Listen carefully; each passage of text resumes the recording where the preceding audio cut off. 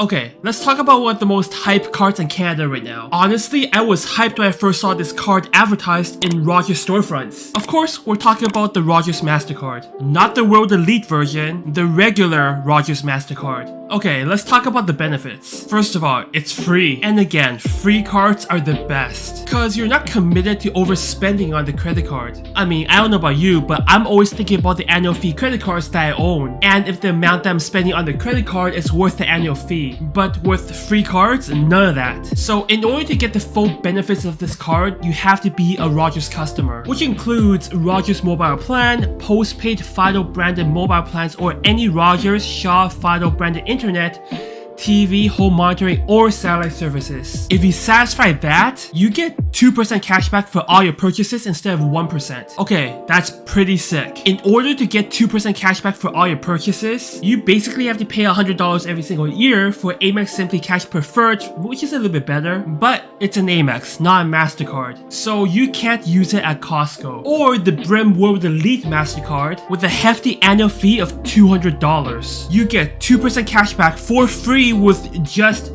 the Rogers Mastercard. Although technically not free because you do have to use Rogers services. Okay, let's dig a little bit deeper. 10% cashback for the first 3 months up to $100. Okay, I'm not a bonus chaser, but that 10% cashback up to $100 seems pretty easy to qualify. 1.5 times more cashback if you redeem for Rogers, Fido, or Shaw purchases. This is very cool. So you don't get just 2% cashback, you get like 3% cashback for Rogers statement credits for internet and phone bills. I think this is what most people will use the cashback for. Cause think about it, let's say your phone bill is like $45 after tax. I mean, phone bills are cheaper now because of Black Friday and Boxing Day sales. Thank God. Canadians were paying way too much for phone bills in the past. So $45 after tax. To pay that in full, if you redeem using Rogers Cashback every single month, that's like you spending $1,500 a month on this credit card. For most of us, $1,500 a month is pretty decent amount of spendings on your credit card. Especially for a credit card you use for general purchases. Cause there are better cards for certain categories you won't be using this card for. For example, restaurants, you have the Simply Visa Cashback. So what are some of the downsides of this card? Well, first of all, one major downside is that you have to be a Rogers customer. I mean, that is if you even consider that a downside.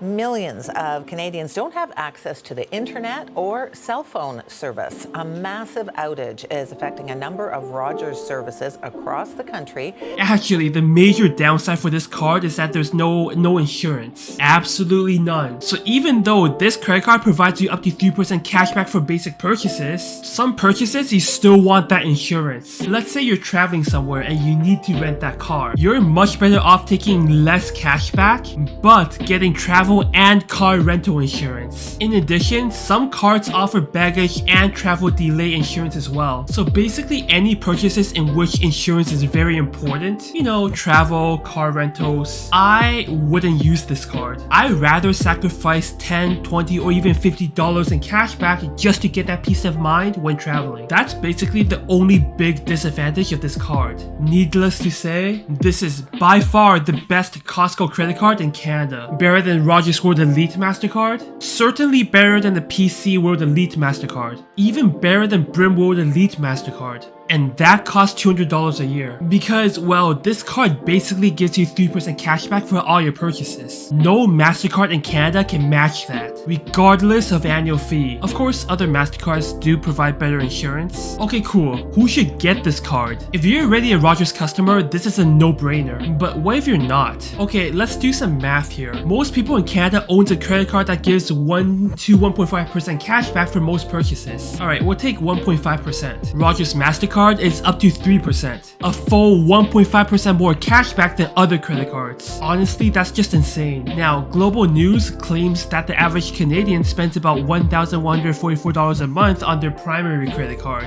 That was in September of 2022. Now, we all know cost has gone up. Let's assume right now the average Canadian spends about $1,250 on their primary credit card. So my calculations tell me that if you're getting the Rogers MasterCard, it sets you ahead by about $18.75 a month. So to answer if you should switch to Rogers, if your new plan costs less than $19 a month to switch, do it and get this card. Again, it depends on your spending habits too. If you're rich and spend a shit ton, you should probably get the Rogers Mastercard like right now and immediately switch to Rogers. As for me, I love this card, but I'm not switching. I'm sticking with Public Mobile, and I made a video about it a couple months ago, so check it out. In short, it cost me more than $19 a month just to switch to Rogers. And I'm getting a pretty good deal on my home internet, so it doesn't really make sense for me to switch to Rogers or Shaw. Anyways, that's it for today. If you enjoyed this video, please remember to leave a like and subscribe to my channel. It really helps the YouTube algorithm and helps my channel push to a larger audience for Canadian financial tips. I make financial tips for Canadians in my long form content and financial comedy in my shorts. So yeah, if you want a good laugh, check out my shorts. Again, thank you so much and I'll see you next time.